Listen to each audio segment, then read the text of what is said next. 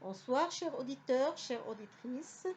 Ce soir, j'aurai le plaisir de vous présenter une histoire tirée des Mille et une nuits, l'histoire d'Ali Baba et de 40 voleurs exterminés par une esclave. Le titre original, Elf Lila ou Lila, langue originale, c'est l'arabe. Installez-vous bien, concentrez-vous sur l'histoire, relaxez-vous pour bien dormir. La sultane Sherazade, éveillée par la vigilance de Dinrazad, sa sœur, racontait au sultan des Indes, son époux, l'histoire à laquelle il s'attendait. Puissant sultan, dit-elle, dans une ville de Perse, aux confins des États de votre Majesté, il y avait deux frères, dont l'un se nommait Qassem et l'autre Ali Baba. Comme leur père ne leur avait laissé que peu de biens et qu'il les avait partagés également, il semble que leur fortune devait être égale. Le hasard néanmoins en disposa autrement. Qassem épousa une femme qui, peu de temps après leur mariage, devint héritière d'une boutique bien garnie, d'un magasin rempli de bonnes marchandises et de biens enfants de terre qui le mirent tout à coup à son aise et le rendirent un des marchands les plus riches de la ville. Ali Baba, au contraire, qui avait épousé une femme aussi pauvre que lui, était logé fort pauvrement et il n'avait d'autre industrie pour gagner sa vie et de quoi s'entretenir, lui et ses enfants, que d'aller couper du bois dans une forêt voisine et de venir le vendre à la ville, chargé sur 3 ânes qui faisaient toute sa possession. Ali Baba était un jour dans la forêt et il achevait d'avoir coupé à peu près assez de bois pour faire la charge de ses ânes, lorsqu'il aperçut une grosse poussière qui s'élevait en l'air et qui avançait du côté où il était. Il regarde attentivement et il distingue une troupe nombreuse de gens à cheval qui venaient d'un bon train. Quoiqu'on n'en parlât pas de voleurs dans le pays, Ali Baba, néanmoins, eut la pensée de ces cavaliers pouvaient en être. Sans considérer ce que deviendraient ces ânes, il songea à sauver sa personne. Il monta sur un gros arbre dont les branches à peu de hauteur se séparaient en rond, si près les unes des autres, qu'elles n'étaient séparées que par un très petit espace. Il se posta au milieu avec d'autant plus d'assurance qu'il pouvait voir sans être vu. Et l'arbre s'élevait au pied d'un rocher isolé de tous les côtés, beaucoup plus haut que l'arbre, et escapé de manière qu'on ne pouvait monter au haut par aucun endroit. Les cavaliers, grands, puissants, tout bien montés et bien armés, arrivèrent près du rocher où ils mirent pied à terre, et Ali Baba, qui en compta 40, à leur mine et à leur équipement, ne douta pas qu'ils ne fussent des voleurs. Il ne se trompait pas. En effet, c'étaient des voleurs qui, sans faire aucun tort aux environs, allaient exercer leur brigandage bien loin et avaient là leur rendez-vous. Et ce qu'il les vit faire le confirma dans cette opinion.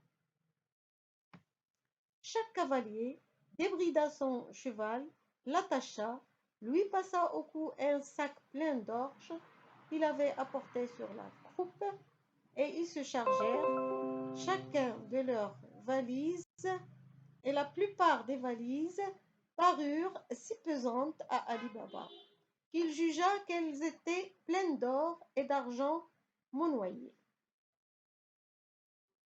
Le plus apparent, chargé de sa valise comme les autres, Ali Baba prit pour le capitaine des voleurs, s'approcha du rocher, fort près du gros arbre où il s'était réfugié, et après qu'il se fut fait chemin au travers de quelques arbrisseaux, il prononça ces paroles si distinctement: Sésame, ouvre-toi! Ali Baba les entendit. Dès que le capitaine des voleurs les eut prononcées, une porte s'ouvrit, et après qu'il eut fait passer tous ces gens devant lui, et qu'ils furent tous entrés, il entra aussi, et la porte se ferma. Les voleurs demeurèrent longtemps dans le rocher, et Ali Baba, qui craignait que quelqu'un d'eux ou que tous ensemble ne sortissent, s'il quittait son poste pour se sauver, fut contraint de rester sur l'arbre et d'attendre avec patience. Il fut tenté néanmoins de descendre pour se saisir de 2 chevaux, en monter un et mener l'autre par la bride et de gagner la ville en chassant ses 3 ânes devant lui, mais l'incertitude de l'événement fit qu'il prit le parti le plus sûr. La porte se rouvrit enfin, les 40 voleurs sortirent, et au lieu que le capitaine était entré le dernier, il sortit le premier, et après les avoir vus défiler devant lui, Ali Baba entendit qu'il fit refermer la porte en prononçant ces paroles: Sésame, referme-toi. Chacun retourna à son cheval, le rebrida, rattacha sa valise et remonta dessus. Quand ce capitaine enfin vit qu'ils étaient tous prêts à partir, il se mit à la tête et il reprit avec eux le chemin par où ils étaient venus. Ali Baba ne descendit pas de l'arbre d'abord. Il dit en lui-même: ils peuvent avoir oublié quelque chose à les obliger de revenir, et je me trouverai attrapé si cela arriverait.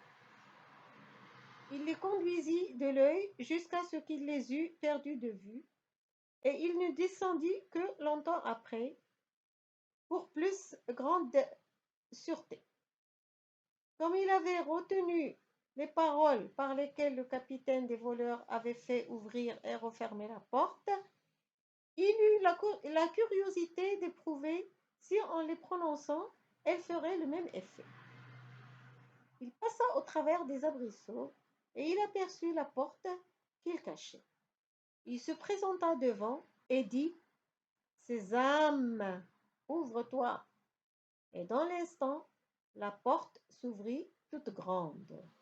Ali Baba s'était attendu à voir un lieu de ténèbres et d'obscurité, mais il fut surpris d'en voir un bien éclairé, vaste et spacieux, creusé de main d'homme, en voûte fort élevée, qui recevait la lumière du haut du rocher par une ouverture pratiquée de même.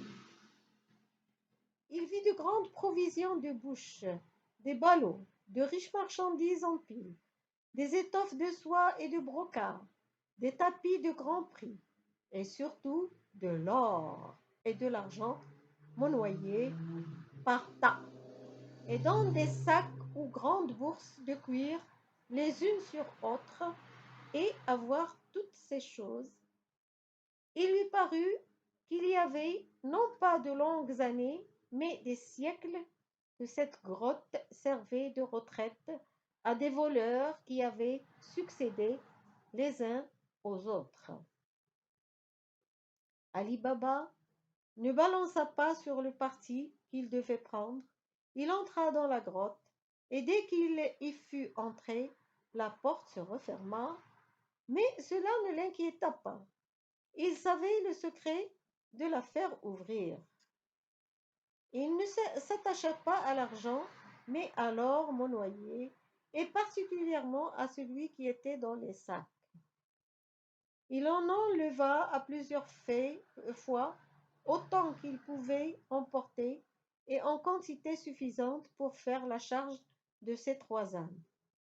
Il rassembla ses ânes qui étaient dispersés, et quand il les eut fait approcher du rocher, il les chargea des sacs, et pour les cacher, il accommoda du bois par-dessus, de manière qu'on ne pouvait les apercevoir. Quand il eut achevé, il se présenta devant la porte, et il n'eut pas prononcé ces paroles. Sésame, referme-toi. Elle se referma, car elle s'était fermée d'elle-même chaque fois qu'il y était entré, et était demeurée ouverte chaque fois qu'il en était sorti. Cela fait, Ali Baba reprit le chemin de la ville, et en arrivant chez lui, il fit entrer ses ânes dans une petite cour, et referma la porte avec grand soin. Il mit bas le peu de bois qui couvrait les sacs, et il porta dans sa maison les sacs qu'il posa et arrangea devant sa femme qui était assise sur un sofa. Sa femme mania les sacs, et comme elle se fut aperçue qu'ils étaient pleins d'argent, elle soupçonna son mari de les avoir volés, de sorte que, quand il eut achevé de les apporter tous, elle ne put s'empêcher de lui dire: Ali Baba, seriez-vous assez malheureux pour... Ali Baba l'interromput. Paix, ma femme, dit-il. Ne vous alarmez pas, je ne suis pas voleur, à moins que ce soit l'être que de prendre sur les voleurs. Vous cesserez d'avoir cette mauvaise opinion de moi quand je vous aurai raconté ma bonne fortune. Il vida les sacs, qui firent un gros tas d'or dont sa femme fut éblouie, et quand il eut fait, il lui fit le récit de son aventure, depuis le commencement jusqu'à la fin, et en achevant, il lui recommanda sur toute chose de garder le secret. La femme, devenue et guérie de son épouvante, revenue et guérie de son épouvante, se réjouit avec son mari du bonheur qui leur était arrivé, et elle voulut compter, pièce par pièce, tout l'or qui était devant elle. Ma femme, lui dit Ali Baba, vous n'êtes pas sage. Que prétendez-vous faire? Quand auriez-vous achevé de compter? Je vais creuser une fosse et l'enfouir dedans. Nous n'avons pas de temps à perdre. Il est bon, reprit la femme, que nous sachions au moins à peu près la quantité qu'il y en a. Je vais chercher une petite mesure dans le voisinage, et je le mesurerai pendant que vous creuserez la fosse. Ma femme, repartit Ali Baba, ce que vous voulez faire n'est bon à rien. Vous vous en abstiendrez si vous vouliez me croire. Mais, néanmoins, ce qu'il vous plaira. Mais, souvenez-vous de garder le secret. Pour se satisfaire, la femme d'Ali Baba sort, et elle va chez Kassem, son beau-frère, qui ne demeurait pas loin. Kassem n'était pas chez lui, et à son défaut, elle s'adresse à sa femme, elle prie de lui prêter une mesure pour quelques moments.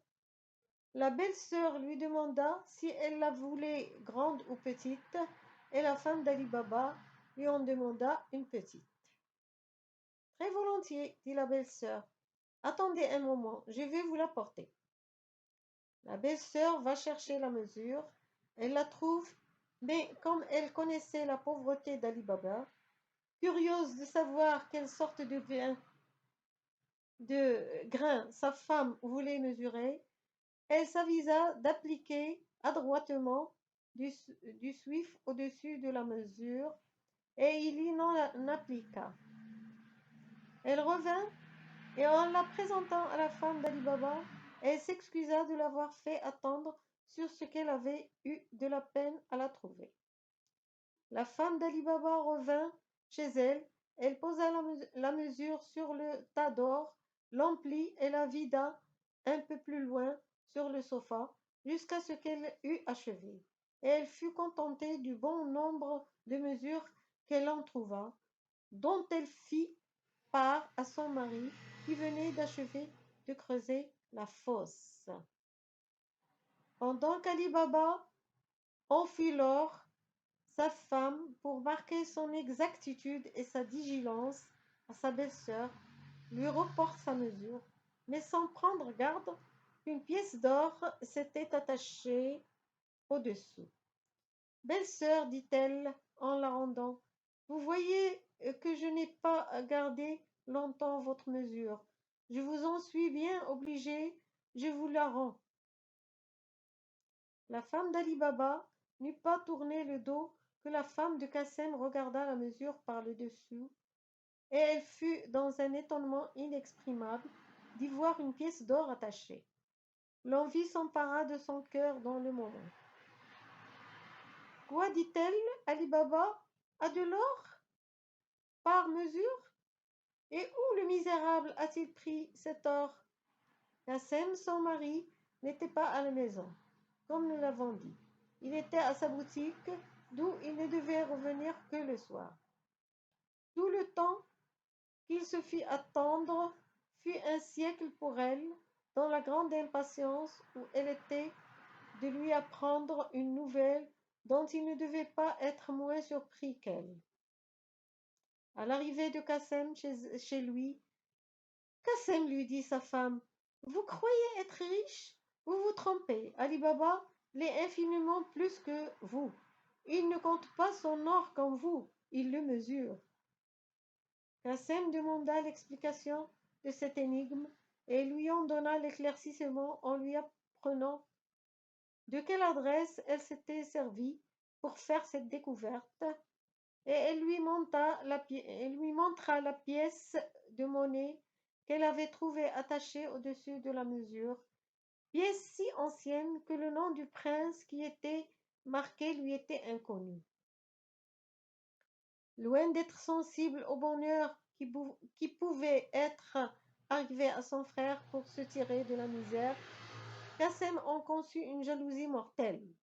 Il en passa presque la nuit sans dormir. Le lendemain, il alla chez lui que le soleil n'était pas levé. Il ne le traita pas de frère. Il avait oublié ce nom depuis qu'il avait épousé la riche veuve.